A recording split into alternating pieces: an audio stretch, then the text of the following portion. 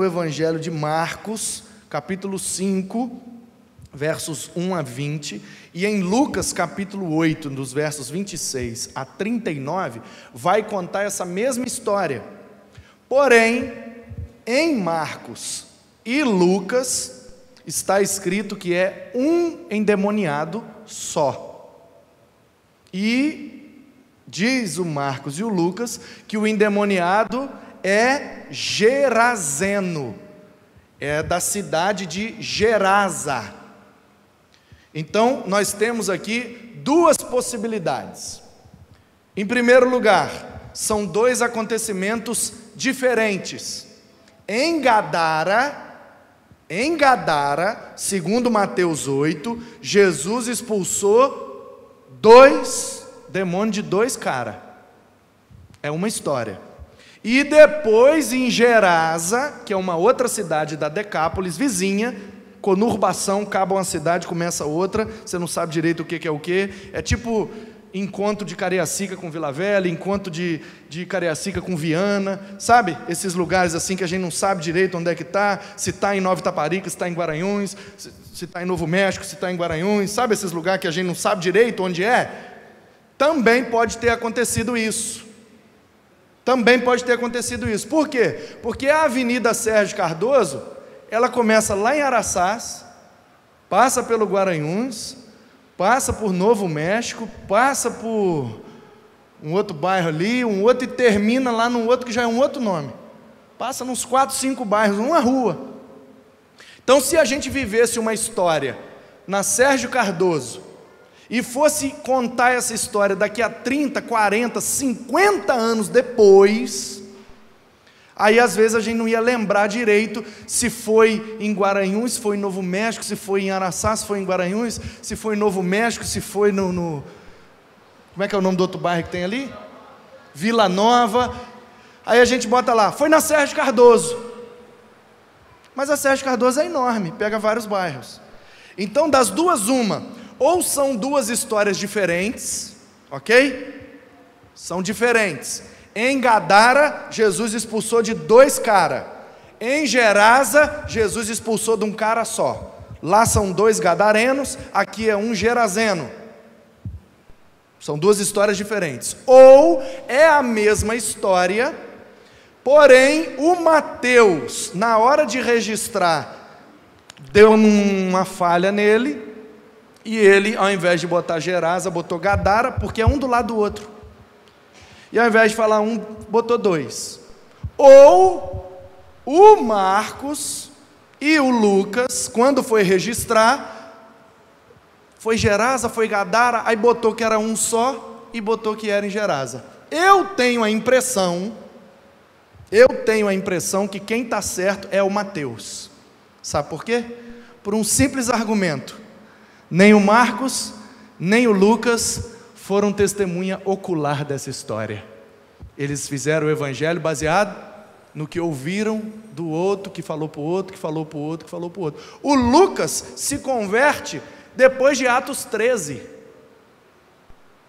Ele se converte na primeira viagem missionária de Paulo. Como é que ele ia ter certeza de onde aconteceu e de quantos endemoniados foi? Ele não estava lá.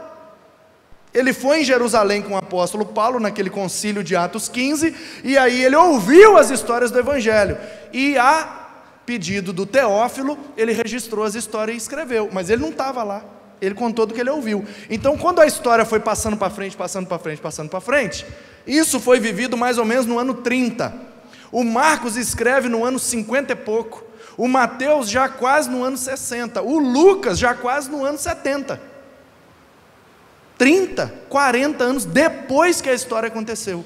Aí o cara lê, Cristiano, e vem falar para mim que a Bíblia está errada, que a Bíblia tem contradições. Eu falo, não, meu filho, é você que estudou pouco.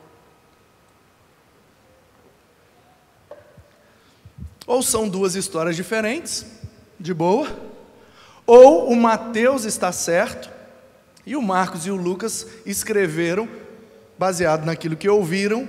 E aquele tempo, irmãos, não é igual hoje que a gente tem facilidade para conferir as informações, não. Hoje, que nós temos facilidade para conferir as informações. A gente vira e mexe, passa umas fake news para frente achando que é verdade. Imagina naquele tempo, que eles não tinham Google, não tinham Wikipédia, não tinha Barça, não tinha enciclopédia para conferir a veracidade. O Mateus escreveu o evangelho lá e ficou por lá, aí o Marcos já escreveu para os romanos, aí o Lucas já escreveu para os gregos, cada um num tempo diferente, com um público-alvo diferente, com um propósito diferente.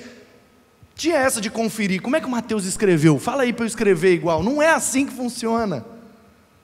Se nós fôssemos mau caráteres, como o pessoal fala aí fora, a Bíblia é um livro tendencioso, organizado pela igreja, eles fizeram do jeito deles, né? Se a gente realmente quisesse organizar do nosso jeito, para não deixar esses fios soltos, a gente tinha botado tudo igual. Por que deixou diferente? Porque no original está diferente. Nós temos uma explicação para isso. É só você perguntar para quem entende.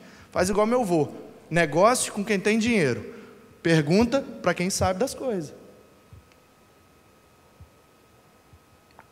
Amém? Nossa, achei que todo mundo tinha sido arrebatado. Só com a explicação já foi arrebatado? Então, ok. O que está acontecendo aqui é exatamente isso que você está entendendo comigo. Jesus estava de um lado do Mar da Galileia, que é um grande lago, na verdade. Atravessaram para o outro lado. No meio do caminho, uma grande tempestade. Jesus acalmou a tempestade. Chegaram do outro lado, verso 28. Tendo ele chegado à outra margem, à terra dos Gadarenos, que é Gadara. Aquela região tem Gadara. Quem é de Gadara é gadareno. Tem a Gerasa. Quem é de Gerasa é gerazeno. Tem a Magdala. Quem é de Magdala é magdaleno. Lembra daquela Maria? Ela era de Magdala, e por isso que ela era chamada de Maria Magdalena. Não é o nome composto, não é o sobrenome dela, é o lugar de onde ela vem. Magdalena, de Magdala. Então, chegaram em Gadara. Vieram-lhe ao encontro 2 endemoniados, saindo dentre os sepulcros, no meio do cemitério. No meio do cemitério, os caras, endemoniados, já veio para cima do barco. Jesus desceu do barco, foi entrando na cidade, os caras já começaram a endoidar com ele. Saindo dentre os sepulcros, a tal ponto furiosos, furiosos, que ninguém podia passar por aquele caminho. Os endemoniados estavam botando medo nos outros. Ninguém passava por aquele caminho. Não vou passar não, porque tem 2 caras ali que tá, como diria de onde eu passei a minha infância, tá com capeta no corpo. Vou contar uma história para vocês. Quando eu tinha quantos anos, meu Deus? Eu tinha 9 anos. Minha avó, minha avó católica, lógico, minha avó falou, você tem que fazer a primeira comunhão. Tem que fazer a primeira comunhão, porque tem que ser, né, comunhão com a igreja, para ir para o céu, nananana. Quando eu era bebê recém-nascido, minha mãe me levou lá e me batizaram a pedido da minha avó, e meu padrinho foi o Ronaldo, que faleceu ano passado, retrasado, e minha madrinha foi a Miloca. Eu não lembro o nome dela, o apelido é Miloca, madrinha Miloca. Eu nunca mais vi esse povo. Meu padrinho Ronaldo estava lá até pouco tempo na cidade, de vez em quando eu ia lá. Meu padrinho se converteu, morreu, membro da primeira igreja batista de Tombos, louvado seja Deus. E aí, quando eu tinha 9 anos, minha avó falou, você vai fazer a primeira comunhão. E aí, o que é isso? Não, você vai lá para catequese, catecismo. Aí minha avó comprou um caderninho assim, brochura, no bar do Filhinho. Tinha do lado da casa da minha avó, tinha uma escola, na frente da escola tinha o bar dos estudantes. E o dono do bar, o apelido dele era Filhinho. Então a gente falava bar do Filhinho. E deu vontade de contar um outro negócio, mas não posso. Porque o menino é terrível, né? E eu era muito mais do que terrível. Então vou confessar, a Bíblia diz, confessai os vossos pecados para que sejais curados. Vou confessar, abre aí o confessionário. Uma vez o filhinho mandou fazer uma placa da Coca-Cola, era da Fanta laranja. E aí uma placona da Fanta escrito Bar do Filhinho. E eu fui lá, um spray. Oh, meu Deus. Por que eu estou falando isso? E Bar do Filhinho, aí eu escrevi. Aí filhinho eu botei filhinho da... Entendeu? Aí ficou Bar do Filhinho da P. Olha só. Juízo nenhum na cabeça. Aí esse menino que fez isso no Bar do Filhinho, e ninguém descobriu, e eu fiquei de boa, e ficou pintado lá um tempão, até que ele conseguiu trocar a placa. Aí, no Bar do Filhinho acontecia tanta coisa, gente. Uma outra história boa. Eu tinha o quê? Uns 12 anos. O filhinho vendia ovo. Já viu esses bar que vendem ovo colorido? Eles cozinham o ovo, acho que é na água de beterraba, não sei o que eles fazem, o ovo fica meio roxo assim, eles vendem ovo cozido, tira gosto, vende torresmo, vende uns pedaços de frango e vende ovo colorido. O Bar do Filhinho era desse, e tome cachaça, e tome cerveja, e sexta-feira à noite, sábado, o pau quebrava no Bar do Filhinho, e tome cerveja, e do lado tinha uma boate, chamava o Baile do Borracha. No Baile do Borracha era um baile de toca-disco e tal. Parece que eu estou contando uma história de 1950, 60. Não é não, gente. Estou falando de 90 e pouco agora. Só que é lá no interiorzinho de Minas Gerais. Aí, a gente ia no Bar do Filhinho. Eu devia ter uns 11, 12 anos, mas eu já era da fororota lá. E aí, tinha o caixa. Quando enchia muito, o Filhinho botava um menino para ajudar ele, que ficava no caixa, vendendo ficha. Ficha de cerveja, ficha de guaraná, não sei o quê. E ele ficava no balcão pegando as fichas e entregando as coisas. Aí a gente, olha só como é que eu era problemático. A ficha era feita pelo filhinho. Ele comprava a cartolina, cortava a cartolina nos pedacinhos e escrevia de caneta o valor do negócio. Aí o que a gente descobriu? O ovo era 5 do dinheiro da época, cruzado novo, cruzeiro, real, sei lá. Um dinheiro que tinha uma Índia. Como é que é o nome daquele dinheiro? Que a nota de 1000 tinha uma Índia.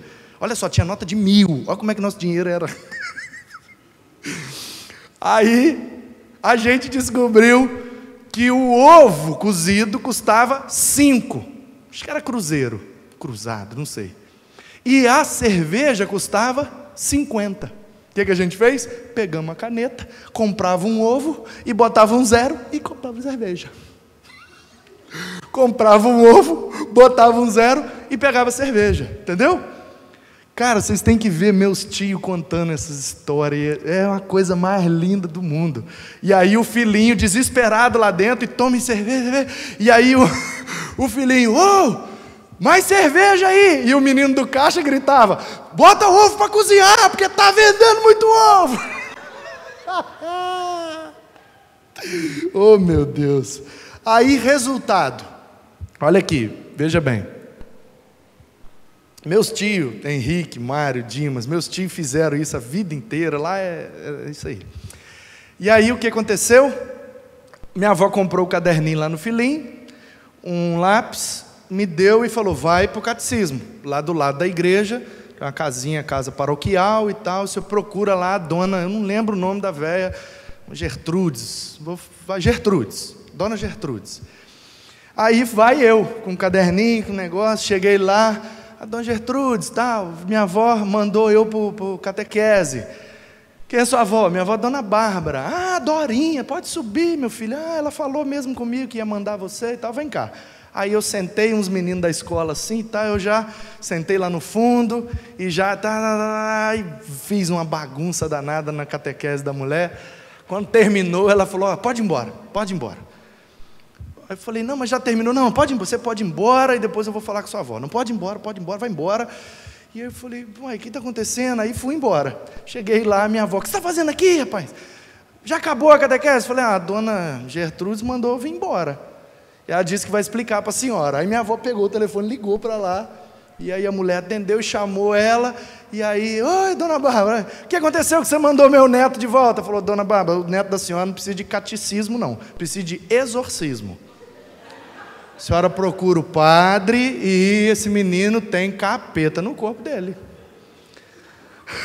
Não é catecismo o negócio dele, é exorcismo. Pois bem, Esses caras aqui, ó, era desse jeito. Entendeu?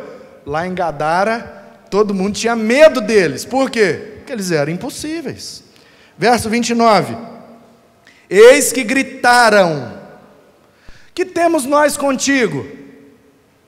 Que temos nós contigo, ó Filho de Deus? Vieste aqui atormentar-nos antes do tempo? Olha só.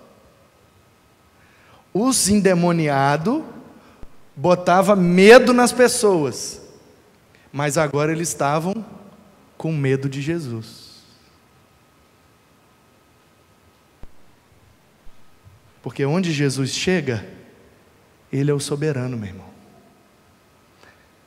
Entendeu? Tem coisas nessa vida que pode botar medo na gente, mas em Jesus, ninguém bota medo em Jesus, porque Ele é Deus, Ele é Rei dos reis, Ele é Senhor dos senhores, Ele tem todo o poder e toda a autoridade. Diante dEle os demônios creem e tremem, porque sabem do seu infinito poder. Ora, verso 30, andava pastando não longe deles uma grande manada de porcos. Então os demônios lhe rogavam: se vai expulsar nós do corpo desses caras, manda a gente entrar então na manada de porcos. E Jesus falou: então vai, ide. Ordenou-lhes Jesus. Entendeu? Jesus dá ordem, porque Ele tem autoridade. Ordenou. E eles saindo passaram para os porcos. Uma grande verdade a gente aprende aqui: espíritos malignos, que nós chamamos, influenciados pelos persas, de demônios, têm capacidade de tomar posse de corpos físicos, de pessoas ou de animais. Saindo dos caras, entrou nos porcos, e os porcos pularam tudo dentro d'água. Eles não estavam lá no Mar da Galileia? Não tinha acabado de descer do barco? O Mar da Galileia tem umas falésias. Como não é um mar, como a gente tem aqui, que tem areia, que tem restinga, é um grande lago. Então, dependendo da região, tem alguns barrancos. Você já foi em Lagoa, Rio de Água Doce, que tem uns barrancos? É isso que costumam chamar aquilo de... Por isso que os porcos se precipitaram, porque pularam no precipício, no barranco, lá dentro do mar da Galileia, que é um grande lago. Aí os porcos, dentro d'água, despenhadeiro abaixo para dentro do mar, nas águas, pereceram, morreram tudo afogado. Fugiram os porqueiros, os donos dos porcos, que estavam levando os porcos para pastar, vendo o que aconteceu, fugiram. E chegando à cidade, contaram todas essas coisas e o que acontecera aos endemoniados. Eles chegaram lá e deram testemunho. Contaram: vocês não sabem o que aconteceu, a gente estava levando os porcos para pastar lá perto do lago, lá perto do mar da Galileia, e de repente parou um barco, desceu um homem com uns outros homens atrás dele, e de repente, sabe aqueles dois que ficam naquele caminho lá que ninguém passa, aqueles que saem do cemitério e assustam as pessoas, que a gente tem medo deles? E aí? O homem desceu do barco e pá! E os homens ficaram tranquilos na frente dele, morreram de medo dele, e de repente ele falou: sai! E entrou tudo no porco. Eu não sei o que estava nos homens, eu sei que o que estava nos homens entrou nos porcos, os porcos pulou dentro d'água e morreu tudo. Aí o pessoal de Gadara, da cidade: não é possível, que prejuízo, perdeu os porcos tudo, meu Deus, quantos anos de investimento, uma manada inteira de porcos, que prejuízo. Aí Jesus foi entrando na cidade. Quando Jesus vem entrando na cidade, os caras: é ele, é ele. Aí, verso 34, o que aconteceu? A cidade toda saiu para encontrar-se com Jesus, e vendo Jesus, lhe rogaram que se retirasse da terra deles. Mandaram Jesus embora. Vai embora daqui, cara, vai embora, Mas por quê? Porque você deu prejuízo na gente, matou os porcos, vai embora, não te queremos aqui, não te queremos aqui, vai embora. Aí Jesus, é? Então tchau, bateu a poeira dos pés e foi para Cafarnaum. E chegando em Cafarnaum, teve uma cura, que a gente vai ver no próximo domingo. Então o que está acontecendo aqui, você já entendeu, você já pulou dentro da história junto comigo. A questão aqui é que a gente precisa agora ler esse texto e responder a seguinte pergunta: como ser Jesus para libertar alguém?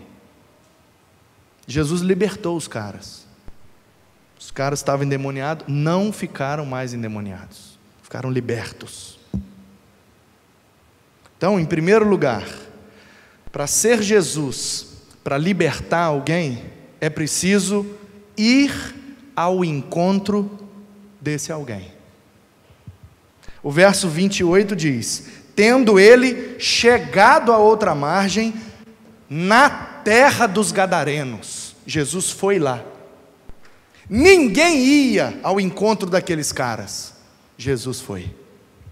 Todo mundo tinha medo deles, todo mundo se afastava deles. Eu imagino que o pessoal falava e falava muito mal desses dois caras, que para eles não tem jeito, que fica lá assustando criancinha, que fica lá botando medo nos outros, e tem capeta no corpo, é endemoniado, é endiabrado, igual muitos falaram de mim. Lembra do diabo louro, que foi fazer o catecismo e não fez, porque tinha capeta no corpo? Muitos falaram, vai para a cadeia, vai morrer, esse menino é bandido, como eles me chamavam lá, mau elemento. Aí depois eu fui estudar química, fui estudar os elementos, aí eu fiquei me procurando lá, eu falei, eu estou aqui porque eu sou um mau elemento.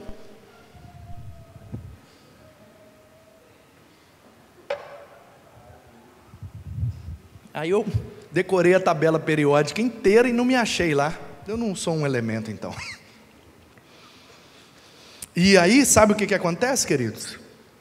Jesus veio ao meu encontro, não fui eu que escolhi a ele, foi ele que me escolheu. Não fui eu que aceitei ele, foi ele que me aceitou.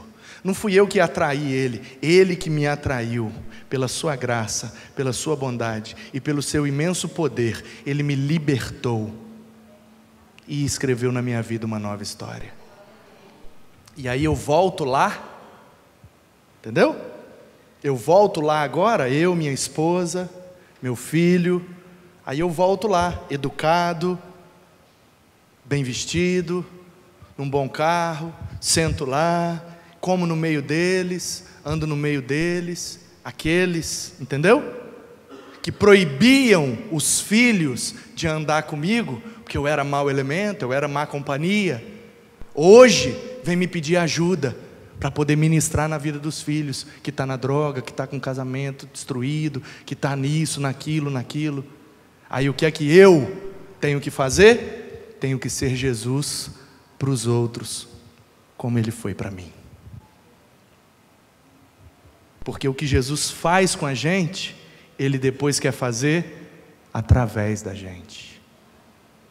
Se você já foi liberto por Jesus, você precisa ser Jesus para libertar alguém. E como é que você vai fazer isso? Indo ao encontro desse alguém. Não dá para ficar se escondendo, não dá para ficar esquivando, não dá para escolher companhia e convivência. Quem é servo de Cristo e quem quer ser Jesus para libertar alguém, tem que ir ao encontro daqueles que precisam de libertação.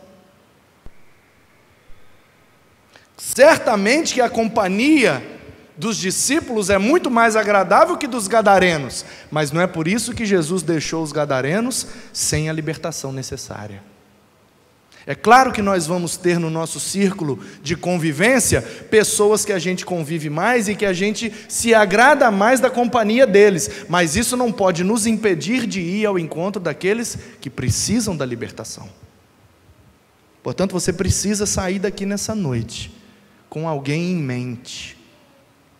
Alguém na sua mente precisa dessa libertação, e Jesus quer usar você para levar. Seja Jesus para libertar alguém, indo ao encontro de alguém. Em segundo lugar, crendo na autoridade de Jesus.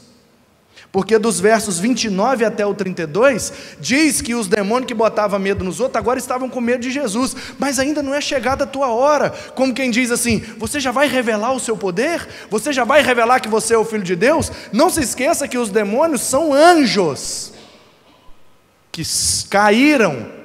Da mesma forma que eles precipitaram os porcos, eles foram precipitados do céu.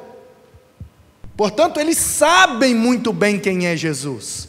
Os gadarenos não sabem quem é Jesus, eles são humanos, mas os demônios, os seres espirituais, rebeldes, caídos, malignos, que possuem o corpo desses gadarenos, sabem muito bem que Jesus não é simplesmente um carpinteiro de Nazaré, ele é o Filho de Deus. Portanto, meu irmão, não tenha medo. Creia na autoridade do nome de Jesus, porque diante de Jesus, os demônios tremem, e são obrigados a serem expulsos, são obrigados a sair, são obrigados a bater em retirada, porque maior é o que está em nós, do que o que está nos gadarenos. Deus tem poder, e como disse Mateus no final do Evangelho, Jesus dizendo, toda autoridade me foi dada nos céus e na terra, portanto, ide, fazei discípulos, preguem, batizem, e aí lá no final do Evangelho de Marcos, vem completando, Marcos 16 a partir do 15, ide, façam discípulos, os que crerem, batize esse povo, os que creem e for batizados serão salvos, e pode ir no meu poder, pode ir na minha autoridade, porque na autoridade do meu nome vocês vão expulsar demônios, vocês vão libertar as pessoas, vocês vão curar pessoas, vocês vão pegar em serpente, escorpião, ainda que vocês venham comer uma comida envenenada, não matará vocês, porque eu estarei com vocês. Vão, pode ir, vai na autoridade do meu nome, que diante da autoridade do meu nome, toda a autoridade foi dada, nos céus e na terra, meu irmão.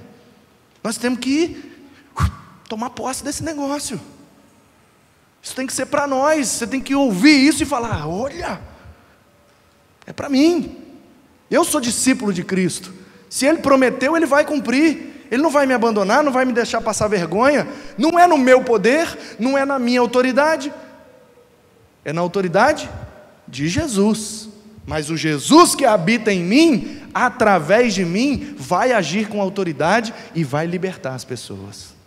Seja Jesus para libertar alguém, meu irmão, vá ao encontro dessa pessoa, creia na autoridade de Jesus e testemunhe do poder de Jesus. O verso 33 diz que os porqueiros, os donos dos porcos, vendo o que Jesus fez, ficaram maravilhados, ficaram embasbacados, ficaram impactados. Primeiro porque eles eram de Gadara e sabia do risco que era passar perto daqueles dois endemoniados. Ninguém queria passar lá perto. Os caras são perigosos, os caras estão com um capeta no corpo. Eles sabiam disso. E aí eles veem Jesus fazendo um negócio que eles nunca tinham visto. Como é que Jesus olha para os caras que todo mundo tem medo, fala meia dúzia de palavras, os caras fica de boa, os caras que estão, você viu aí o verso 28, tal ponto furiosos, os caras tipo Hulk mesmo, rasgando roupa, e nos outros textos, né, diz que eles se cortavam, e igual zumbi. Aí os caras, Jesus, não sei o que, mas não é chegado a sua hora, ide, vai. Aí os caras, ei, boa tarde, o que está acontecendo? O que eu estou fazendo aqui? Aí daqui a pouco os porcos,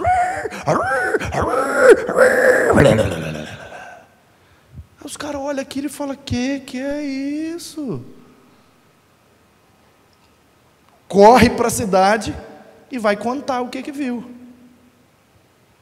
Quando Jesus liberta, meu irmão, Quando Jesus liberta, imediatamente o que acontece é o testemunho. Se a gente não tem um testemunho, é porque não teve libertação.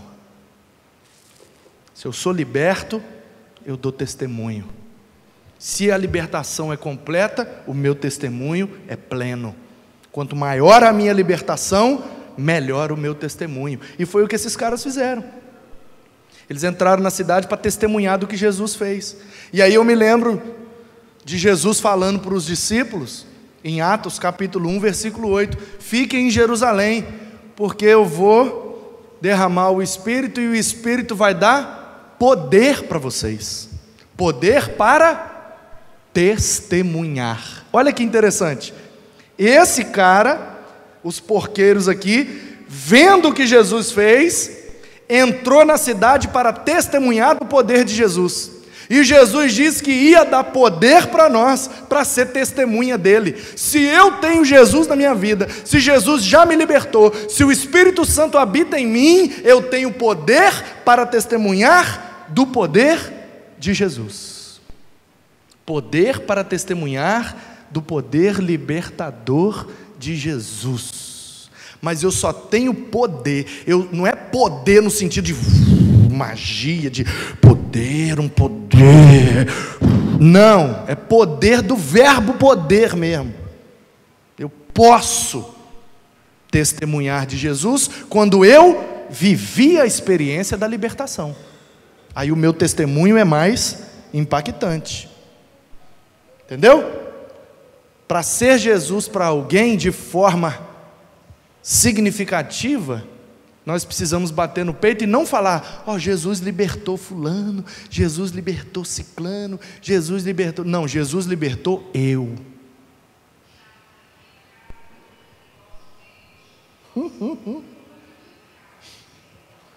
Deu pau na live ali. É bom que o pessoal não fica mal acostumado e começa a vir também, né? Está muito mal acostumado, só quer ver pela internet agora. Então deixa aí, bom, Márcia, de vez em quando dá um tilt aí para o povo vir. Então, presta atenção nisso. O maior testemunho e o testemunho mais poderoso que tem é aquele que a gente bate no peito e chama a responsabilidade. Comigo. Me libertou. Ah, pastor, mas eu não era usuário de droga, eu não era alcoólatra, eu não era traficante, eu não era estuprador, eu não era pedófilo, eu não era... Aí a gente só pensa em coisas assim terríveis, que Jesus libertou a gente. É? E da mentira? E da fofoca? E da maledicência? E do desequilíbrio emocional? E do temperamento? E da raiva, da cólera? Tudo obra da carne. Jesus liberta a gente disso também.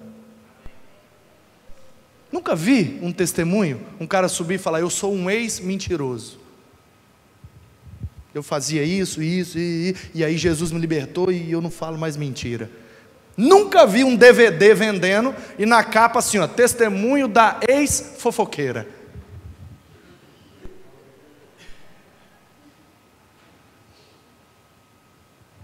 Mas dava um bom testemunho, fala a verdade. Eu era a maior linguaruda do meu bairro, a maior linguaruda da igreja. Eu falava mesmo, falava da vida dos outros, falava do pastor, desviei meus filhos tudo, de tanto que eu falei mal da igreja. Mas aí Jesus me alcançou e me libertou, meus irmãos. E hoje restaurou minha casa, meus filhos voltaram para Jesus. Ah, que testemunho maravilhoso. Por que a gente não vê esses testemunhos?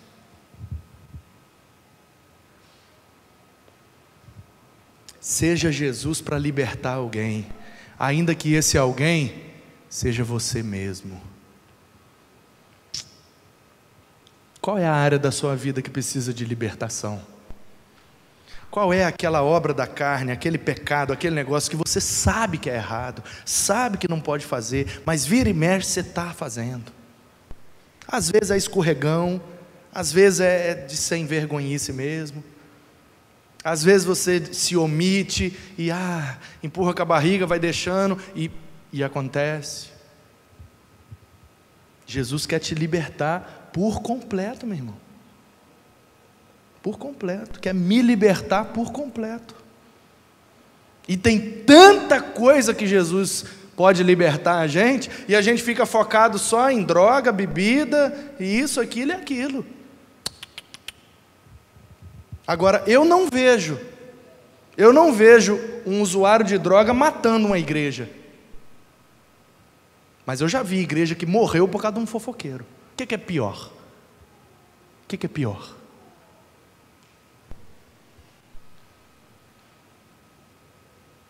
Nunca vi um drogado usar droga e acabar com o casamento de outra pessoa, porque ele usa droga e ele acabou com o casamento de outra pessoa.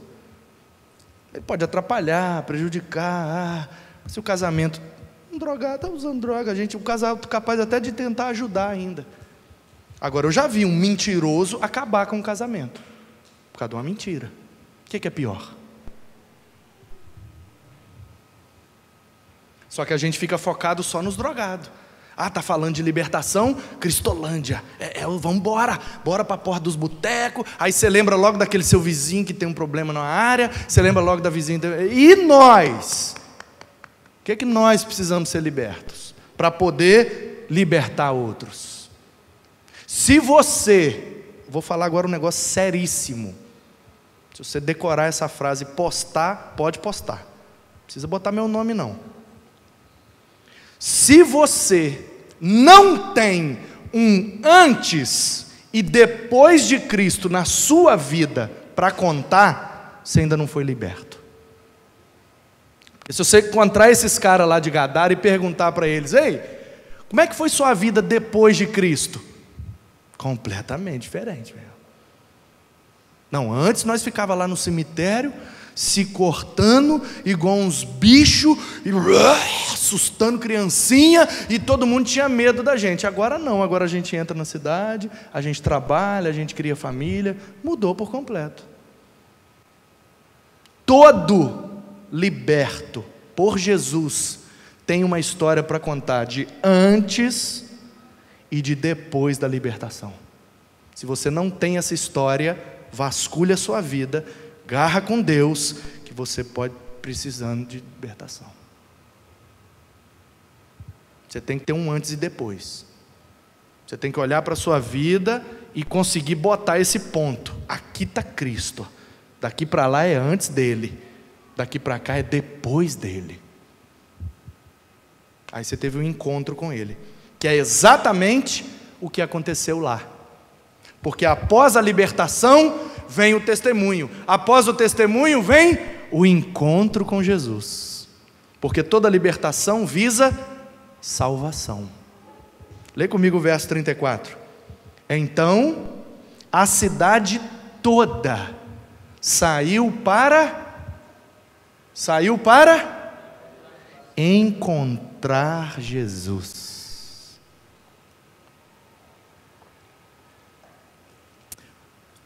Para ser Jesus para alguém, precisamos promover encontros com Jesus.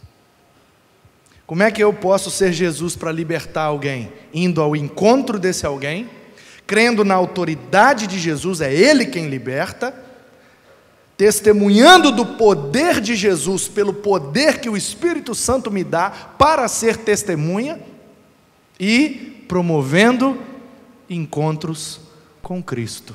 A minha presença deve ser suficiente para promover o encontro da pessoa, do alguém, com Cristo, através de mim. Porque tem muita gente aí, irmãos, que não vai vir aqui para ter um encontro com Cristo, não. Então nós temos que levar Cristo para se encontrar com eles. Cristo não habita em nós? Através do seu Espírito, o Espírito Santo de Deus que habita em nós. Jesus se faz presente em nós. O caráter e a mente de Cristo são formados em nós, conforme o Novo Testamento nos ensina. Portanto, somos o corpo de Cristo. Como igreja, podemos sair indo ao encontro, crendo na autoridade, testemunhando do poder e promovendo o encontro. Se eles não vêm a Cristo, Cristo vai até eles e vai através de mim. Seja Jesus para libertar alguém. Vá ao encontro de alguém. Creia na autoridade de Jesus. Testemunhe do poder libertador que Jesus tem através da libertação que Ele fez na sua vida. E prepare-se, porque muitos virão para se encontrar com Cristo através da sua vida. Que assim seja, para a glória de Deus, em nome de Jesus. Amém.